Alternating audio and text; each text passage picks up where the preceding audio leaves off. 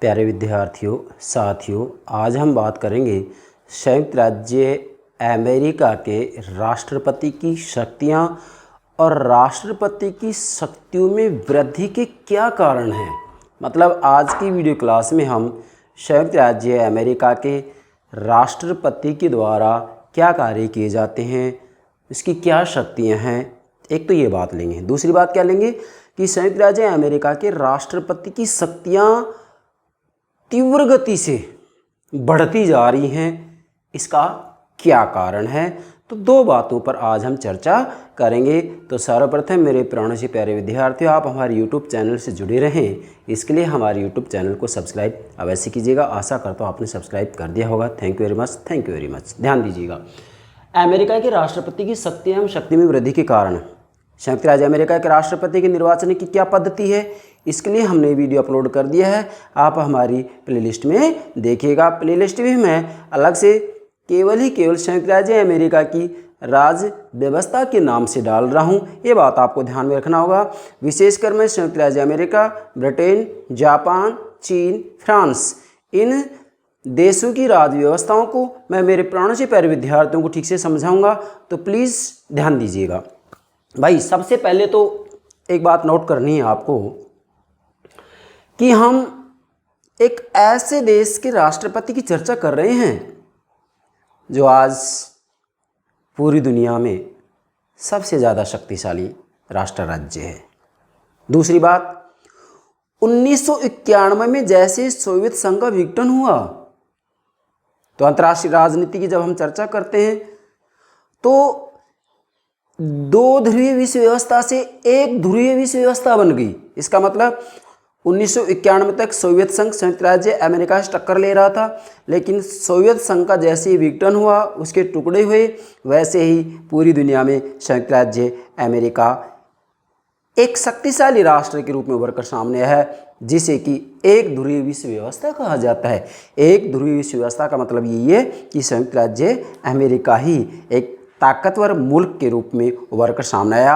हालांकि वर्तमान समय में अंतर्राष्ट्रीय राजनीति का स्वरूप बदल रहा है और एक ध्रुवीय विश्व व्यवस्था के स्थान पर धीरे धीरे बहुध्रुवीय विश्व व्यवस्था उभर कर सामने आ रही है। इसका मतलब ये है कि पूरी दुनिया में केवल संयुक्त राज्य अमेरिका ने ठेका नहीं ले रखा है कि हम ही हमेशा के लिए ताकतवर बने रहेंगे। क्यों? क्योंकि शक्ति तो हमेशा क्या होती है मेरे भाई, सापेक्ष होती है। इसलिए समय और परिस्थिति के हिसाब से शक्ति परिवर्तित होती रहती है। इसी कारण आज पूरी दुनिया में हम देखते हैं तो वास्तविक रूप में अनेकों राष्ट्र राज्य शक्तिशाली राष्ट्र राज्य के रूप में उभर कर सामने आ रहे हैं। इसे ही बहुध्रुवीय विश्व व्यवस्था कहा जाता है। खैर, ये बातें बहुत लंबी होती हैं, हम तो केवल संयुक्त राज्य अमेरिका के राष्ट्रपति की शक्ति और शक्ति में वृद्धि के कारणों पर चर्चा करेंगे।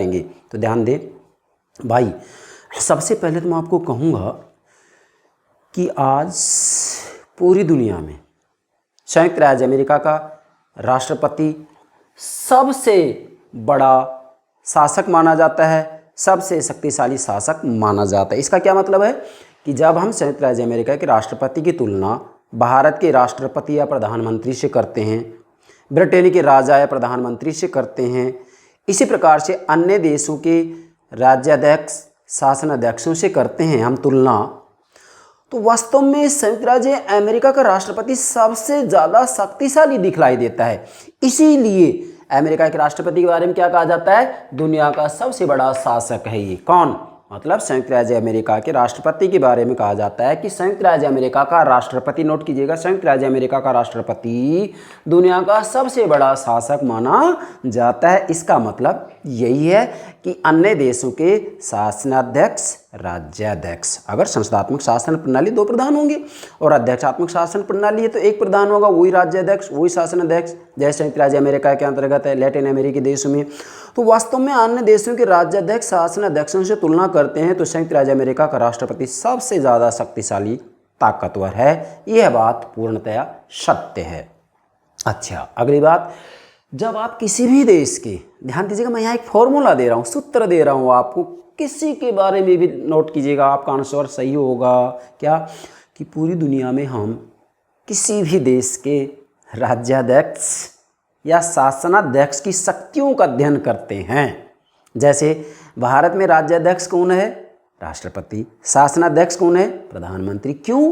क्योंकि भारत में संसदात्मक शासन प्रणाली है और संसदात्मक शासन प्रणाली में कार्यपालिका के 2 अध्यक्ष होते हैं, वास्तविक और नाममात्र का। तो जो नाममात्र का होता है वह राज्याध्यक्ष कहलाता है, जो वास्तविक होता है वह सरकार का अध्यक्ष कहलाता है, शासनाध्यक्ष कहलाता है। इसी प्रकार से आप ब्रिटेन के अंतर्गत देखिएगा, वहाँ भी संसदात्मक शासन प्रणाली 2 प्रधान हो गई। राज्याध्यक्ष वहाँ का राजा है, शासनाध्यक्ष वहाँ का प्रधानमंत्री है। परंतु आप चाहे ब्रिटेन के प्रधानमंत्री की शक्ति का अध्ययन कीजिएगा या ब्रिटेन के राजा की शक्ति का अध्ययन कीजिएगा या भारत के राष्ट्रपति या भारत के प्रधानमंत्री की शक्तियों का अध्ययन कीजिएगा या फ्रांस के राष्ट्रपति की शक्तियों का अध्ययन कीजिएगा, दुनिया में किसी भी देश के शासनाध्यक्ष या राज्याध्यक्ष की शक्तियों का अध्ययन कीजिएगा, भाई मैं कुछ शक्ति ऐसी बता रहा हूँ जो सभी देशों के शासनाध्यक्ष राज्याध्यक्षों के द्वारा प्रयोग में लाई जाती हैं, मतलब उनके द्वारा वो कार्य किए जाएंगे, चाहे फिर वह राज्याध्यक्ष हो, शासनाध्यक्ष हो, और फिर चाहे वह व्यवस्थापिका हो, कार्यपालिका हो, न्यायपालिका हो। अमेरिका के अंतर्गत हम राष्ट्रपति का अध्ययन कर रहे हैं तो ये व्यवस्थापिका में आएगा, कार्यपालिका में आएगा? कार्यपालिका में आएगा। क्यों? क्योंकि राष्ट्रपति वहाँ की कार्यपालिका का अध्यक्ष है, अर्थात संयुक्त राज्य अमेरिका में अध्यक्षात्मक शासन प्रणाली है और अध्यक्षात्मक शासन प्रणाली में राज्य का अध्यक्ष और सरकार का अध्यक्ष एक ही होता है, इसलिए राष्ट्रपति कार्यपालिका का अध्यक्ष मुखिया है। इसका मतलब हम कार्यपालिका की शक्ति का अध्ययन कर रहे हैं एक प्रकार से। तो वास्तविक रूप में कार्यपालिका की शक्ति का जैसे आप अध्ययन करते हैं, मेरे प्राणों से प्यारे विद्यार्थी ध्यान दीजिएगा, चाहे दुनिया की कोई भी कार्यपालिका हो, चाहे दुनिया की कोई भी व्यवस्थापिका हो, चाहे दुनिया की कोई भी न्यायपालिका हो, मेरे भाई एक संरचना के द्वारा एक से अधिक कार्य किए जाते हैं। व्यवस्थापिका संरचना है, कार्यपालिका भी संरचना है, न्यायपालिका भी संरचना है। तो आमंड और पावेल के शब्दों में मेरे प्राणों से प्यारे विद्यार्थी आप कह सकते हैं कि पूरी दुनिया में एक संरचना के द्वारा एक से अधिक कार्य किए जाते हैं, जिसे कि बहुप्रकार्यात्मक सिद्धांत कहा जाता है। आप इस सिद्धांत के आधार पर पूरी दुनिया में किसी भी देश के शासनाध्यक्ष और राज्याध्यक्ष की शक्तियों का अध्ययन कर सकते हैं। इसका मतलब आपको मैं एक सूत्र दे रहा हूँ, सूत्र ये है, चाहे भारत के प्रधानमंत्री की शक्ति पूछे, अमेरिका के राष्ट्रपति की शक्ति पूछे, भारत के राष्ट्रपति की शक्ति पूछे, ब्रिटेन के राजा की शक्ति पूछे, ब्रिटेन के प्रधानमंत्री की शक्ति पूछे, चीन के राष्ट्रपति की शक्ति पूछे, वास्तविक रूप में इन सभी के द्वारा व्यवस्थापन, कार्य, पालन और न्याय के 3 कार्य निश्चित रूप में किए जाएंगे। क्या क्या कह रहा हूँ मैं? व्यवस्थापन, कानून बनाने में इनका सहयोग होगा। व्यवस्थापन, कार्यपालन, कानून की क्रियान्विति तो इनको करनी ही करनी है, कार्यपालिका को करनी है वो तो व्यवस्थापन, कार्यपालन, और तीसरा है न्यायिक।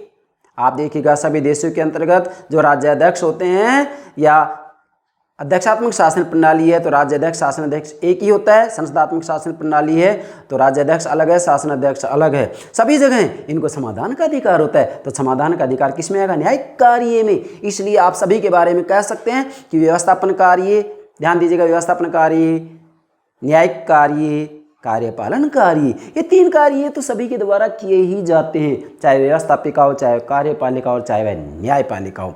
अब रही बात, यदि आप कार्यपालिका की शक्तियों का अध्ययन करते हैं तो मुझे बताइएगा विदेश नीति तय कौन करता है? कार्यपालिका तय करती है, कार्यपालिका का अध्यक्ष तय करता है। तो वैदेशिक संबंधों का संचालन ये राष्ट्रपति का कार्य हो गया, शक्ति हो गई। तो राष्ट्रपति कार्य शक्ति क्या क्या हुई? इस हिसाब से आमंड और पावेल के संरचनात्मक प्रकार्यात्मक उपागम से यदि हम किसी भी देश के शासन अध्यक्ष, राज्याध्यक्ष की शक्तियों का अध्ययन करेंगे तो आप इस तरीके से बिंदु बना सकते हैं कि व्यवस्थापन शक्ति, कार्यपालन शक्ति, न्यायिक शक्ति, विदेश नीति से संबंधित शक्ति, वित्तीय शक्तियाँ, ये कार्य तो इसको करने ही होंगी। इसी के साथ में नियुक्ति से संबंधित कार्य भी इसके द्वारा किए जाते हैं। मेरे प्राणों से प्यारे विद्यार्थी, ये सारे बिंदु सबके बारे में लिख सकते हैं। क्यों? मैं क्या कह रहा हूं कि एक संरचना एक से अधिक कार्य करती है। मुझे बताइएगा, ये शरीर व्यवस्था है, शरीर व्यवस्था में हाथ का कार्य केवल आशीर्वाद देना है? नहीं, हाथ आशीर्वाद भी देता है, थप्पड़ लगाने का कार्य भी करता है, लिखने का कार्य भी करता है, पूजा, प्रार्थना, धूप बत्ती का कार्य भी करता है। इसी प्रकार से राजनीतिक व्यवस्थाओं के अंतर्गत भी जो व्यवस्थापिका, कार्यपालिका और न्यायपालिकाएं होती हैं, इनके द्वारा एक से अधिक कार्य किए जाते हैं। इसलिए मैंने यहाँ आपके लिए जो 8 बिंदु बनाए, इसका भावार्थ यही है कि संरचना तो हम किसका अध्ययन कर रहे हैं? राष्ट्रपति मतलब कार्यपालिका का, और कार्यपालिका के द्वारा क्या केवल एक कार्य किया जाता है, कानून की क्रियान्विति, तो एक बिंदु में आ जाती है सारी बात। लेकिन नहीं, कार्यपालिका के द्वारा एक से अधिक कार्य किए जाते हैं। इसलिए मैंने 8 बिंदु के माध्यम से ये बात आपको समझाने का प्रयास किया है। ठीक है, तो ये बात आपको उस उत्तर के रूप में ध्यान रखनी है कि किसी की भी शक्ति पूछी जाए, आप व्यवस्थापन, कार्यपालन और न्यायिक, ये 3 बिंदु तो सभी की शक्तियों के बारे में लिख सकते हैं, चाहे व्यवस्थापिका की शक्ति पूछे, कार्यपालिका की पूछे, न्यायपालिका की पूछे। ठीक है, बाकी मैं क्रमबद्ध रूप में धीरे धीरे सारी बातें आपको समझा दूंगा। अभी मैं आपको संयुक्त राज्य अमेरिका की राज्य व्यवस्था को समग्र रूप में समझाऊंगा, इसके बाद में ब्रिटिश राज्य व्यवस्था को समग्र रूप में समझाऊंगा, इसके बाद में मैं जापान और चीन और फ्रांस की राज्य व्यवस्था को क्रमबद्ध रूप में समझाऊंगा। ये बात आपको ध्यान में रखनी है, क्योंकि विद्यार्थियों की लगातार मांग थी कि सर हमें पहले आप सेलेक्टेड पॉलिटिकल सिस्टम समझाइएगा, मतलब प्रमुख राज्य व्यवस्थाएं आप समझाइएगा। तो मैं इसी बात को ध्यान में रखते हुए आपको ये समझाने का प्रयास कर रहा हूँ। अब इसमें 2 बातें ले रहे हैं हम। नंबर 1, अमेरिका के राष्ट्रपति की शक्तियों में वृद्धि के कारण, और दूसरा राष्ट्रपति की शक्तियां। अर्थात सबसे पहले तो यहाँ ये देखना है कि संयुक्त राज्य अमेरिका के जो राष्ट्रपति हैं, राष्ट्रपति की शक्ति में वृद्धि क्यों हो रही है। आप इसको दूसरे रूप में देख सकते हैं कि पूरी दुनिया के अंतर्गत वास्तविक रूप में कार्यपालिका की शक्तियों में वृद्धि होती जा रही है। तो राष्ट्रपति कार्यपालिका में तो आएगा, राष्ट्रपति कार्यपालिका का ही तो मुखिया है, कार्यपालिका का ही तो अध्यक्ष है। तो पूरी दुनिया में वास्तविक रूप में कार्यपालिका की शक्ति में वृद्धि होती जा रही है और व्यवस्थापिकाओं की शक्तियों का पतन होता जा रहा है ना। इन दोनों के ऊपर मैंने अलग से वीडियो अपलोड कर दिया है, आप आधुनिक राजनीतिक सिद्धांत नामक प्लेलिस्ट में देख सकते हैं।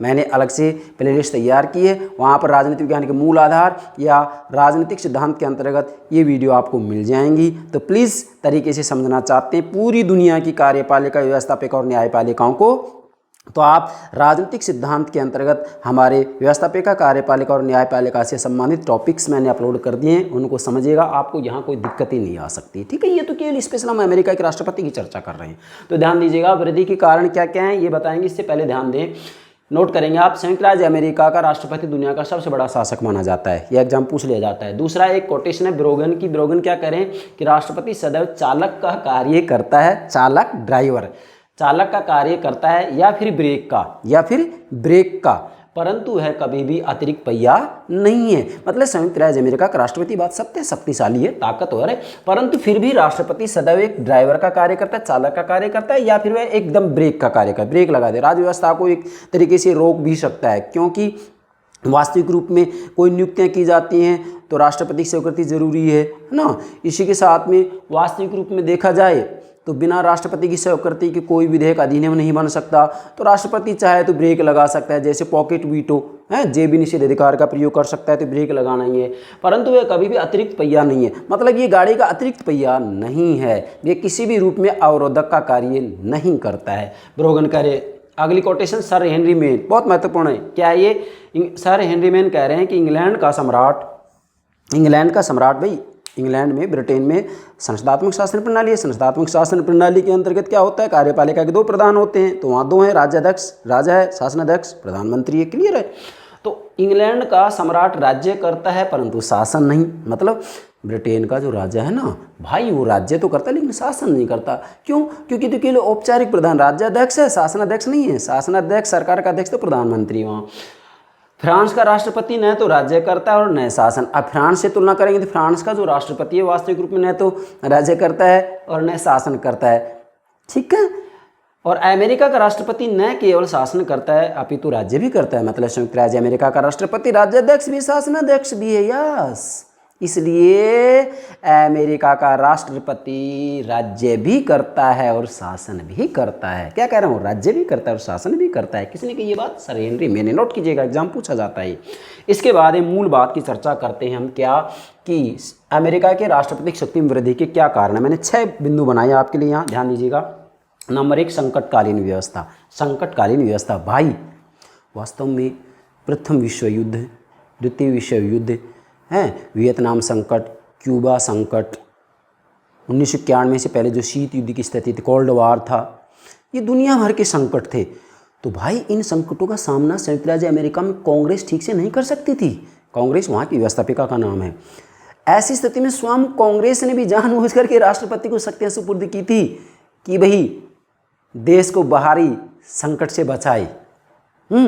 और संकट जैसी स्थिति का सामना करने के लिए शीघ्र निर्णय की जरूरत होती है, और शीघ्र निर्णय कभी भी व्यवस्थापिका में नहीं लिया जा सकता, चाहे भारत हो, अमेरिका हो, जापान हो, कनाडा हो, ऑस्ट्रेलिया, दुनिया का कोई भी देश क्यों ना हो। तो ऐसी स्थिति में जो कार्यपालिका का अध्यक्ष होता है उसे ही ये शक्ति सुपुर्द कर दी जाती है कि संकट जैसी स्थिति में उनके द्वारा निर्णय ले लिया जाए, व्यवस्थापिका को कहीं कोई परेशानी नहीं आती है। जैसा एक संयुक्त राज्य अमेरिका में भी स्वयं कांग्रेस ने भी जानबूझकर वास्तविक रूप में कार्यपालिका के अध्यक्ष को अर्थात राष्ट्रपति को शक्तियाँ सुपुर्द की हैं, और किसी भी रूप में कांग्रेस ने मतलब अमेरिका की जो व्यवस्थापिका है उसने राष्ट्रपति की बढ़ती हुई शक्तियों का कोई विरोध नहीं किया। ठीक है, तो संकटकालीन व्यवस्था के रूप में या संकट जैसी स्थिति का सामना करने के लिए अमेरिका की राष्ट्रपति की शक्तियाँ बढ़ती जा रही हैं। अच्छा, एक बात ध्यान रखना है कि संयुक्त राज्य अमेरिका के संविधान के अंतर्गत भारत के संविधान की तरह कहीं भी राष्ट्रपति की संकटकालीन शक्तियों को उल्लेख नहीं किया गया है, जबकि भारत में तो राष्ट्रपति की शक्तियों को उल्लेख संविधान में किया गया है। ठीक है। दूसरा, दलीय प्रथा का उदय। अब ध्यान दीजिएगा, दलीय प्रथा का उदय। दलीय प्रथा का उदय होने के परिणाम स्वरूप भी संयुक्त राज्य अमेरिका के राष्ट्रपति की शक्तियों में वृद्धि होती जा रही। क्यों होती जा रही है? क्योंकि वास्तविक रूप में राष्ट्रपति दल का नेता होता है, राष्ट्रपति दल का नेता होता है, और दल का नेता होने के कारण वास्तविक रूप में अपनी दलीय शक्ति के आधार पर राष्ट्रपति कांग्रेस पर भी अपना प्रभाव जमा लेता है। इस कारण भी अमेरिका की राष्ट्रपति की शक्तियाँ बढ़ती जा रही। तीसरा, परिपाटियाँ, परंपराएं।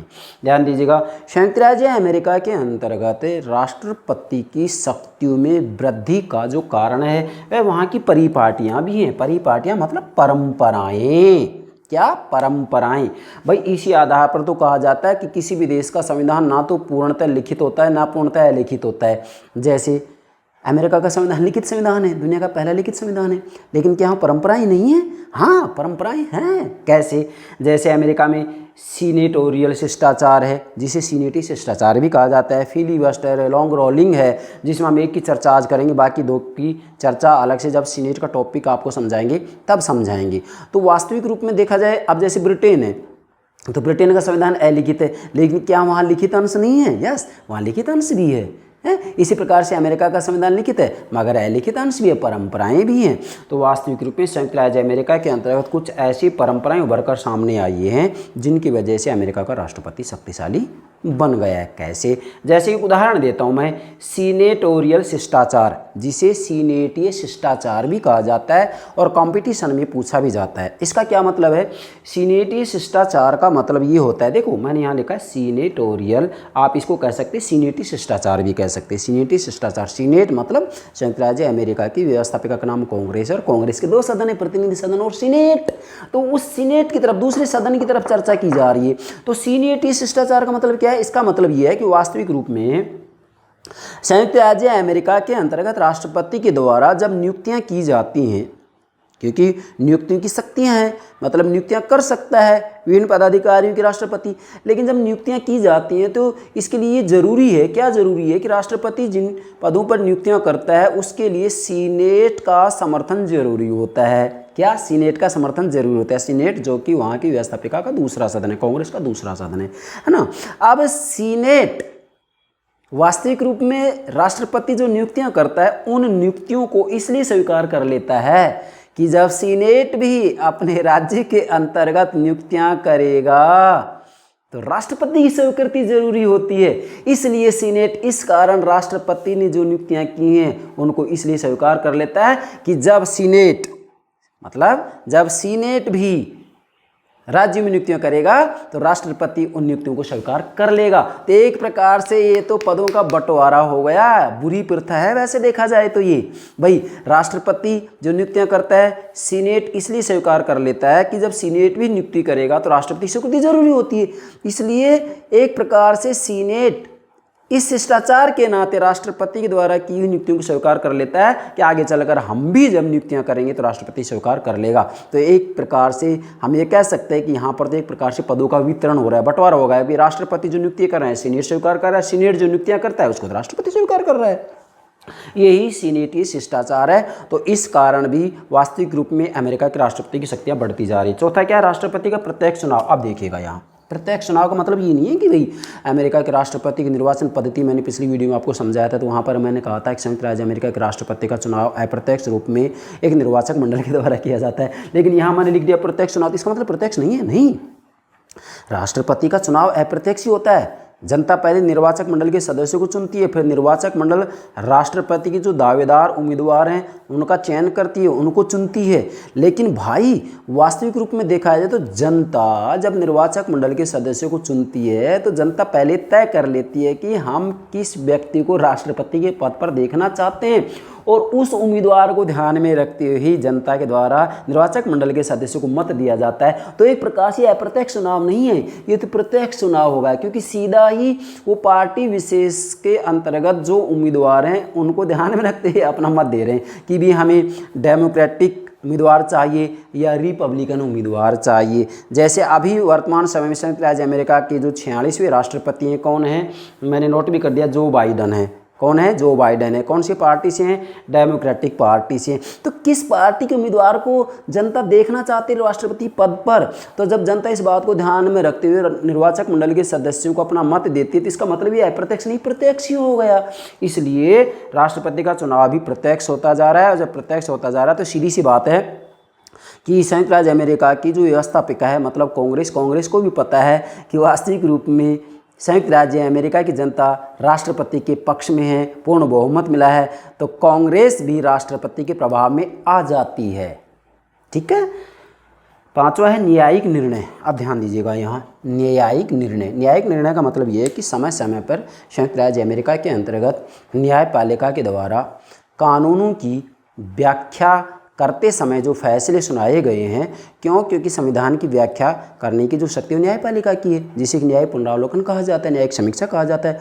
तो वास्तविक रूप में संयुक्त राज्य अमेरिका में हुआ क्या है कि न्यायपालिका ने जब भी कोई फैसला दिया है तो निहित शक्ति के सिद्धांत को अपनाया। निहित शक्ति के सिद्धांत का मतलब ये है कि संयुक्त राज्य अमेरिका की न्यायपालिका ने जब कभी भी केंद्र और राज्य के मध्य विवाद हुआ है तो वहाँ की न्यायपालिका ने हमेशा केंद्र का पक्ष लिया है और ये कहा है कि ये शक्तियाँ केंद्र के या संघीय सरकार की शक्तियां हैं, मतलब ये इन शक्तियों में पहले से ही निहित हैं, जिसे निहित शक्ति का सिद्धांत कहा जाता है। क्या कह रहा हूँ? ये शक्तियां पहले से ही संघीय सरकार की शक्तियों में निहित हैं, इसलिए वहाँ की न्यायपालिका फैसला सुनाती है कि इनके ऊपर राज्य सरकारी कानून नहीं बनाएं बल्कि संघीय सरकार कानून बनाए, क्योंकि ये शक्तियाँ पहले से ही इन शक्तियों में निहित हैं। तो ये निहित शक्तियों का सिद्धांत हो गया, और निहित शक्तियों के सिद्धांत का परिणाम ये हुआ कि वास्तविक रूप में इस सिद्धांत के परिणाम स्वरूप संयुक्त राज्य अमेरिका में केंद्रीय सरकार शक्तिशाली होती जा रही है, और केंद्रीय सरकार शक्तिशाली होती जा रही है तो स्वाभाविक है वहाँ का राष्ट्रपति शक्तिशाली होगा ही होगा। यस, कोई दिक्कत ही नहीं। आगे बढ़े। छठा क्या है? कांग्रेस के अधिनियम। संयुक्त राज्य अमेरिका के अंतर्गत कांग्रेस मतलब अमेरिका की जो व्यवस्थापिका है उसका नाम कांग्रेस है ना। और कांग्रेस के कितने सदन है? 2 सदन है। दोनों सदनों के नाम क्या है? प्रतिनिधि सदन, और दूसरा क्या है? सीनेट। दूसरा क्या है? सीनेट। ये बात आपको ध्यान में रखनी, सीनेट और प्रतिनिधि सदन। ठीक है भाई। तो कांग्रेस के समय समय पर जैसे 1933, 1941 और 1953 में जो अधिनियम पारित हुए थे, तो वास्तविक रूप में देखा जाए तो इन अधिनियमों के द्वारा वास्तविक रूप में कांग्रेस ने राष्ट्रपति को ही शक्तियाँ सुपुर्द की हैं। और वर्तमान समय में हम देखते हैं तो कांग्रेस किसी भी रूप में, कांग्रेस मतलब वहाँ की व्यवस्थापिका, किसी भी रूप में राष्ट्रपति की बढ़ती शक्तियों का विरोध नहीं करती है। तो ये 6 कारण हो गए जिनकी वजह से वास्तव में अमेरिका की राष्ट्रपति शक्ति में वृद्धि होती जा रही है। हालांकि यहाँ आपको निष्कर्ष रूप में ये बात ध्यान रखनी है कि अमेरिका ही नहीं बल्कि पूरी दुनिया में वास्तव में देखा जाए तो जब हम व्यवस्थापिका और कार्यपालिका की तुलना करते हैं तो भाई कार्यपालिकाएं शक्तिशाली होती जा रही हैं, चाहे भारत हो, ब्रिटेन हो, अमेरिका हो, जापान हो, फ्रांस हो, स्विट्जरलैंड हो, दुनिया का कोई भी देश क्यों ना हो। अगर लोकतांत्रिक शासन प्रणाली वहाँ पर है तो वास्तविक रूप में हम कह सकते हैं कार्यपालिका की शक्तियाँ बढ़ती जा रही। तो ये राष्ट्रपति कौन है? ये कार्यपालिका का ही तो अध्यक्ष है मेरे भाई। तो कार्यपालिका की शक्तियाँ क्यों बढ़ रही हैं आप इसके लिए हमारे प्लेलिस्ट देख सकते हैं, और व्यवस्थापिका की शक्तियों का पतन क्यों हो रहा है आप हमारे प्लेलिस्ट में देखिएगा। तो फिर हम अमेरिका के राष्ट्रपति का अध्ययन करें, इसका मतलब अमेरिका की कार्यपालिका का तो अध्ययन कर रहे हैं मेरे भाई। तो दिक्कत ही नहीं आएगी। अब दूसरा पार्ट लेते हैं, अमेरिका के राष्ट्रपति की क्या शक्तियाँ हैं, इसके द्वारा क्या कार्य किए जाते हैं। तो सीधी सी बात है कि आप कार्यपालिका का अध्ययन कर रहे हैं एक प्रकार से, मतलब संयुक्त राज्य अमेरिका की कार्यपालिका का अध्ययन कर रहे हैं। कार्यपालिका का जो अध्यक्ष है वो कौन है, राष्ट्रपति है, इसलिए आप राष्ट्रपति की शक्तियों का अध्ययन कर रहे हैं। तो राष्ट्रपति का मूल कार्य क्या होता है, कार्यपालिका का मूल कार्य क्या होता है, कानून की क्रियान्वित करना, ये तो मूल कार्य होगा। मान लो हम कहें कि कांग्रेस का मूल कार्य क्या है अमेरिका में, वही वहाँ की व्यवस्थापिका का नाम कांग्रेस है, तो ये कानून बनाने का कार्य है इसका। कार्यपालिका कार्य कानूनी क्रियान्वित करना है, और न्यायपालिका का कार्य क्या है, कानूनों का उल्लंघन करने वालों को दंड देना है। भाई राज्य की इच्छा की अभिव्यक्ति सरकार में होती है, सरकार के 3 अंग होते हैं, व्यवस्थापिका, कार्यपालिका और न्यायपालिका, जिसमें हम राष्ट्रपति की चर्चा करें। राष्ट्रपति कार्यपालिका के अंतर्गत आता है, कार्यपालिका का अध्यक्ष है, इसका मतलब हम कार्यपालिका शक्तियों का अध्ययन करें। तो कार्यपालिका के द्वारा क्या क्या कार्य किए जाते हैं, या अमेरिका के राष्ट्रपति क्या शक्तियाँ हैं, इसके द्वारा क्या कार्य किए जाते हैं, ये मैंने आपको 8 बिंदुओं के माध्यम से समझाने का प्रयास किया है। पहले मैंने आपको बता ही दिया है कि आमंड और पावेल के जो संरचनात्मक प्रकार्यात्मक उपागम है, उसके आधार पर आप बेहतर तरीके से पूरी दुनिया के अंतर्गत, चाहे व्यवस्थापिका, कार्यपालिका, न्यायपालिका हो, सबकी शक्तियों को ठीक से समझा सकते हैं। मैं आपको बार बार कह रहा हूँ कि एक संरचना एक से अधिक कार्य करती है। जैसे अमेरिका का राष्ट्रपति है, तो राष्ट्रपति कार्यपालिका का अध्यक्ष है, मतलब हम कार्यपालिका शक्तियों का अध्ययन करें, अमेरिका की कार्यपालिका की शक्तियों का अध्ययन करें। लेकिन क्या अमेरिका का राष्ट्रपति केवल कानून की क्रियान्वित करता है बस? नहीं। क्या कानून बनाने में इसका रोल नहीं होता है? यस, कानून बनाने में भी रोल होता है। और क्या अमेरिका का राष्ट्रपति समाधान नहीं देता है? समाधान भी देता है, संवैधानिक शक्ति है इसके पास, तो न्यायिक कार्य होगा। तो इसका मतलब अमेरिका का राष्ट्रपति एक प्रकार से कार्यपालिका संबंधी कार्य भी करता है, कानूनी क्रियान्वित भी करता है, कानून बनाने संबंधी कार्य भी करता है, और न्यायिक कार्य भी करता है। इसी को कहते हैं कि एक संरचना के द्वारा एक से अधिक कार्य किए जाते हैं। किसने की ये बात? आमंड एम पावेल ने। कौन है आमंड एम पावेल? संरचनात्मक प्रकार्यात्मक उपागम मॉडल को देने वाले विद्वान का नाम है आमंड और पावेल। तो आप चाहें तो मैंने संरचनात्मक प्रकार्यात्मक मॉडल आमंड एम पावेल का अलग से अपलोड कर दिया है, प्लेलिस्ट में देखिएगा। मेरे प्राणों से प्यारे विद्यार्थी, आप इस मॉडल को समझिएगा तो सही, पूरी दुनिया में किसी भी शासक की शक्तियों का आप अध्ययन कीजिएगा, कोई दिक्कत ही नहीं आ सकती। अब ध्यान दें, राष्ट्रपति की पहली शक्ति क्या है? कार्यपालिका संबंधी शक्तियाँ। ध्यान दीजिएगा, संयुक्त राज्य अमेरिका का राष्ट्रपति वास्तविक रूप में ये काम तो करेगा ही करेगा। कौन सा? कानूनों की क्रियान्विति से संबंधित कार्य। भाई कार्यपालिका संबंधी शक्तियों का मतलब होता है कानूनों की क्रियान्विति करना है। कार्यपालन शक्ति का मतलब क्या होता है? कानूनों की क्रियान्विति करना। तो संयुक्त राज्य अमेरिका का राष्ट्रपति कांग्रेस के द्वारा जो कानून बनाए जाते हैं उन कानूनों की क्रियान्विति करता है। इसी के साथ में ये मंत्रिमंडल का नेतृत्व करता है। इसी के साथ में यदि हम कहें तो इसके द्वारा अन्य प्रशासकीय कार्य भी किए जाते हैं। इसी के साथ में राष्ट्रपति के द्वारा आंतरिक और बाहरी रूप में शांति व्यवस्था से संबंधित कार्य भी किए जाते हैं। ये मुख्य जिम्मेदारी अमेरिका के राष्ट्रपति की होती है। इसी के साथ में अमेरिका का राष्ट्रपति कार्यपालिका संबंधी शक्तियों के अंतर्गत विभिन्न प्रकार की नियुक्तियां भी करता है। ये बात सत्य है कि राष्ट्रपति जो नियुक्तियां करेगा सीनेट की स्वीकृति जरूरी है, परंतु सीनेट इस शिष्टाचार के कारण राष्ट्रपति के द्वारा की हुई नियुक्तियों को स्वीकार कर लेता है, जिससे कि आगे चल करके सीनेट के द्वारा जब नियुक्तियां की जाएंगी राज्यों में तो सीनेट को कोई दिक्कत नहीं आएगी। क्यों नहीं आएगी? क्योंकि राष्ट्रपति भी सीनेट के द्वारा राज्यों में जो नियुक्तियां की जाती हैं उनको स्वीकार कर लिया जाता है। दूसरा, विधि निर्माण संबंधी शक्ति। अब बहुत महत्वपूर्ण बात है ये, विधि निर्माण संबंधी शक्तियाँ। भाई कानून बनाने का कार्य तो कांग्रेस का है, अमेरिका की व्यवस्थापिका का है, लेकिन यहाँ राष्ट्रपति कानून ही बना रहा है। यस, हाँ, पूरी दुनिया में भाई किसी भी देश की कार्यपालिका का अध्ययन कीजिएगा, भारत का आप अध्ययन कीजिएगा प्रधानमंत्री का, तो प्रधानमंत्री भी विधि निर्माण संबंधी शक्तियाँ हैं, कार्य करता है ये। तो इसी प्रकार से आप चाहे ब्रिटेन के अंतर्गत जाइएगा, जापान में जाइएगा, कनाडा में जाइएगा, ऑस्ट्रेलिया में जाइएगा, हैं, सभी जगह वास्तविक रूप में जो वहाँ का शासनाध्यक्ष होता है भाई, उसके द्वारा विधि निर्माण संबंधित कार्य किया जाता है। इसी प्रकार संयुक्त राज्य अमेरिका के राष्ट्रपति के द्वारा विधि निर्माण संबंधी शक्तियाँ या विधि निर्माण संबंधी कार्य किए जाते हैं। कैसे? जैसे समय समय पर संयुक्त राज्य अमेरिका का राष्ट्रपति कांग्रेस को संदेश देता रहता है कि भाई अमेरिका की जनता इस समय इस प्रकार के कानून बनवाना चाह रही है, अमेरिका की जनता की ये इच्छा है, और ऐसे संदेशों को कांग्रेस के द्वारा स्वीकार कर लिया जाता है। मतलब कांग्रेस राष्ट्रपति के द्वारा जो कांग्रेस को संदेश दिया जा रहा है उसको स्वीकार करती है। क्यों? क्योंकि कांग्रेस को मालूम है कि राष्ट्रपति पूरे राष्ट्र का प्रतिनिधि है, इसलिए यहाँ जो राष्ट्रपति कहेगा वह राष्ट्रपति वही बात कहेगा जो कि संयुक्त राज्य अमेरिका की जनता चाहती है। इसलिए समय समय पर राष्ट्रपति कांग्रेस को संदेश देता है और उन संदेशों को स्वीकार किया जाता है। इसी के साथ में वास्तविक रूप में संयुक्त राज्य अमेरिका का राष्ट्रपति जब बहुत ज़रूरी हो तो कांग्रेस का अधिवेशन आमंत्रित कर सकता है। इसी के साथ में वास्तविक रूप में देखा जाए तो संयुक्त राज्य अमेरिका का राष्ट्रपति भारत के राष्ट्रपति की तरह अध्यादेश का अधिकार तो नहीं है, परंतु प्रशासकीय आदेश जरूर दे सकता है। तो ये एक प्रकार से कानून बनाने में ही राष्ट्रपति का सहयोग है, कानून बनाने संबंधित शक्तियाँ हैं। इसी के साथ में वास्तविक रूप में राष्ट्रपति के द्वारा जब कांग्रेस कोई विधेयक पारित करती है तो वह विधेयक अधिनियम तभी बन पाता है जबकि अमेरिका का राष्ट्रपति उस पर अपने हस्ताक्षर कर देगा। परंतु यहाँ राष्ट्रपति के द्वारा वीटो का प्रयोग किया जा सकता है। वीटो दो प्रकार के होते हैं, विलंब का निषेधाधिकार और जेबी निषेधाधिकार। विलंब का निषेधाधिकार और जेबी पॉकेट निषेधाधिकार। विलंब का निषेधाधिकार क्या होता है? वास्तविक रूप में यहाँ राष्ट्रपति के पास में जब कोई विधेयक भेजा जाता है, ऐसी स्थिति में यदि राष्ट्रपति 10 दिनों के अंदर अंदर आक्षेपों सहित उस विधेयक को वापस कांग्रेस के पास में भेज देता है तो ये विलंब का निषेधाधिकार है।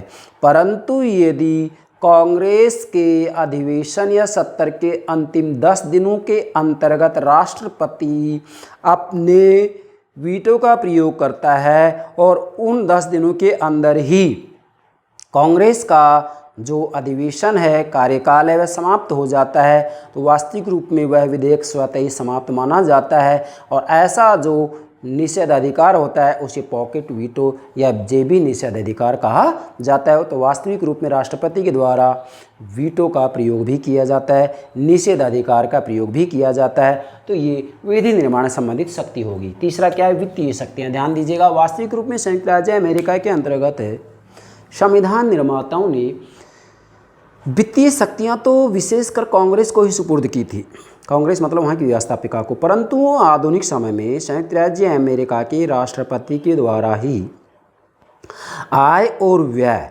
का ब्यौरा तैयार किया जाता है, मतलब बजट तैयार किया जाता है और इस बजट की स्वीकृति कांग्रेस से ली जाती है और कांग्रेस किसी न किसी रूप में इसको स्वीकार कर लेती है। क्योंकि कांग्रेस यदि स्वीकार नहीं करती है तो कांग्रेस के द्वारा जब कोई विधेयक बनाए जाएंगे तो उन विधेयकों को राष्ट्रपति अस्वीकृत कर देगा। इसलिए दोनों एक दूसरे का सहयोग करते हैं और एक दूसरे का सहयोग करते हैं तो इस आधार पर एक कहा जाता है कि संयुक्त राज्य अमेरिका के अंतर्गत राष्ट्रपति के द्वारा वास्तविक रूप में वित्तीय शक्तियों का प्रयोग किया जाता है।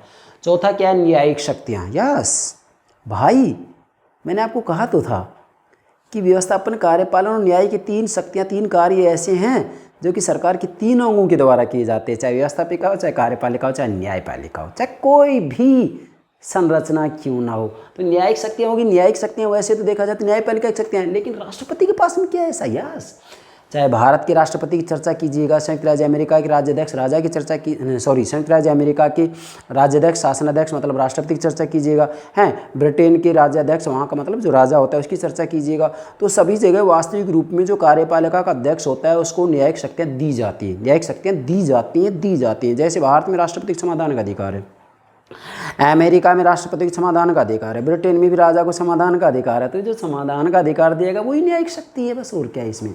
अब अमेरिका का राष्ट्रपति चाहे तो किसी अपराधी को पूर्ण क्षमा कर सकता है, उसके दंड को कम कर सकता है, उसका दंड स्थगित कर सकता है, जो मर्जी आए उस शक्ति का प्रयोग करेगा। ये न्यायिक शक्तियाँ हैं। 5वां क्या है? वैदेशिक संबंधों का संचालन। ध्यान दीजिएगा, संयुक्त राज्य अमेरिका का राष्ट्रपति वास्तविक रूप में विदेश नीति से संबंधित शक्तियों का प्रयोग भी करता है।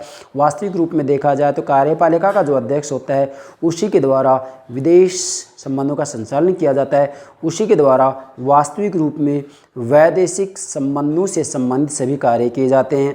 जैसे राजदूतों की नियुक्ति करना है, राजदूतों का जो है परिचय करवाना, राजदूतों का स्वागत करना इत्यादि विभिन्न प्रकार के जो कार्य होते हैं वास्तविक रूप में कार्यपालिका के अध्यक्ष के द्वारा ही किए जाते हैं।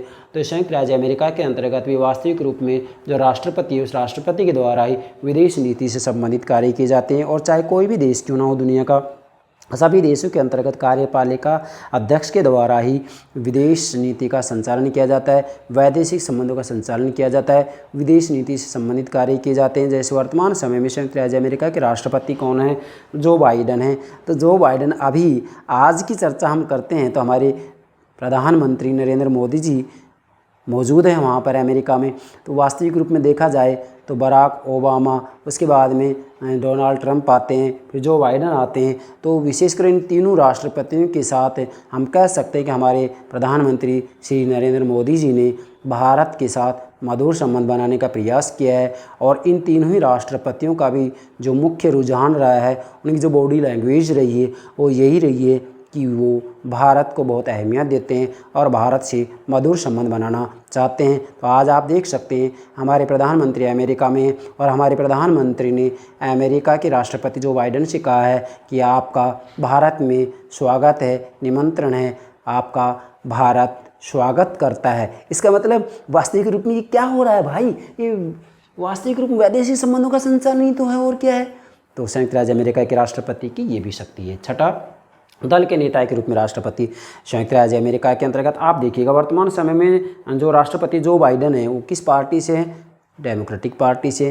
तो डेमोक्रेटिक पार्टी से तो वास्तविक रूप में ये दल के नेता के रूप में भी तो कार्य करते जो बाइडन डेमोक्रेटिक पार्टी के नेता हैं। डेमोक्रेटिक पार्टी के नेता हैं तो डेफिनेटली वो दल की बात मानेंगे और दल उनकी बात को मानेंगे, और इसका प्रभाव वहाँ की व्यवस्थापिका मतलब कांग्रेस पर भी पड़ेगा।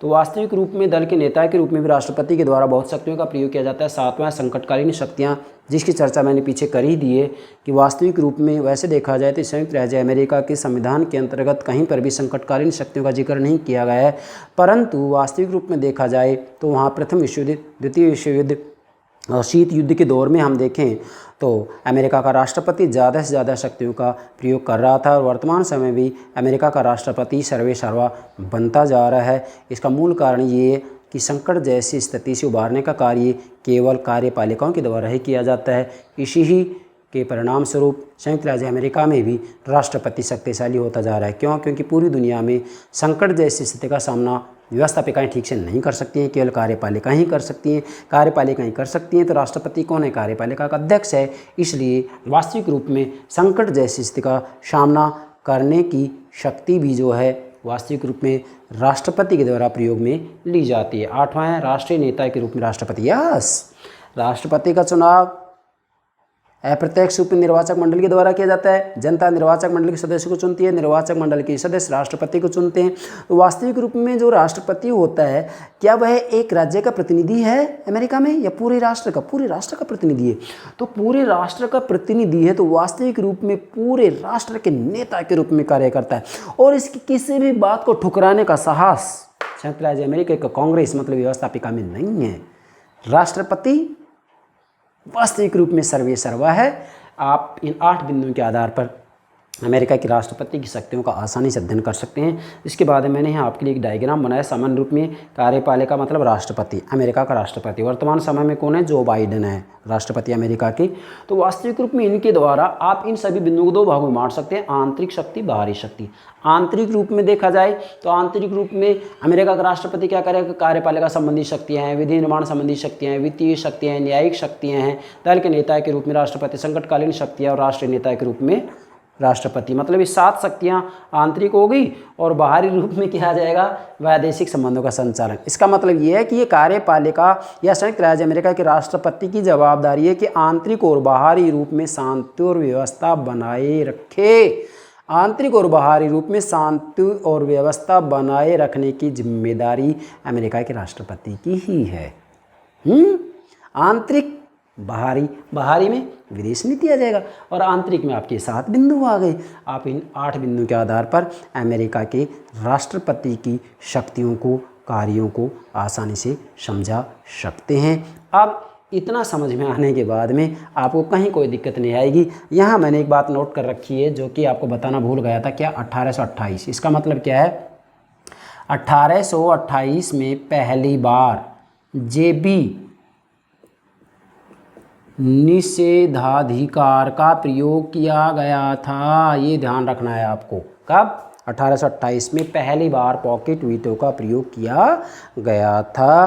तो ये महत्वपूर्ण बातें मैंने आपको समझा दी हैं। अब एग्ज़ाम में किसी भी रूप में आपसे पूछा जाए, मेरे प्राण प्यारे विद्यार्थियों गलती नहीं होनी चाहिए। अमेरिका के राष्ट्रपति की निर्वाचन पद्धति मैंने समझा दी है, राष्ट्रपति की शक्तियाँ और शक्ति में वृद्धि के कारण ये भी मैंने ठीक से आपको समझा दी हैं। आशा करता हूँ ये बातें आपकी ठीक से समझ में आ गई होंगी। Thank you very much.